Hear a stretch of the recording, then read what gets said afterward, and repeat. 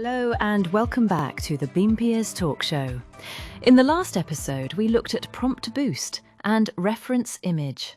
Today, we'll introduce another core feature of ArchiFilm Beta, the hub and presets. That's right. A preset is basically a saved bundle of rendering settings. Once you save it, you can bring it back later with a single click, and you can also share it in the hub so others can use it too. Oh, then shall we first see how to make a preset? Sure. Here I already have a minimal interior image prepared, and I'll save this as a preset. Just click the Save Preset button, and it's stored as a new preset. You can also rename it, so let's call this one Minimal Interior. Once it's saved, all I have to do later is click this preset, and it will instantly apply the same settings: lighting, reality, AI strength, and so on. It's very convenient. Oh, that's super fast. No need to set everything up again from scratch, which makes the workflow much more efficient. Exactly. And once you've created a preset, you can also share it directly to the hub.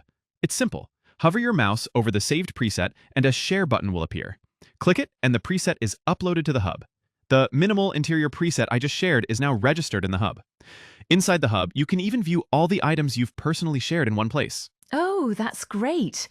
Sharing my own style so that others can use it too. That's really cool. On the flip side, you can also apply presets that others have shared.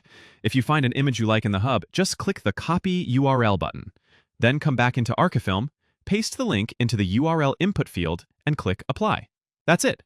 The preset settings are automatically loaded into my model. Now if I hit Generate, here it is.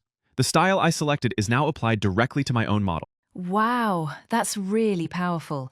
Just a few clicks and I can apply someone else's style to my own work instantly. So today we explored the hub and preset features. Even just using these can make your workflow a lot faster. That's right. Stay tuned for more. If you found this video helpful, don't forget to like and subscribe. We'll see you in the next episode. Thank you. Bye!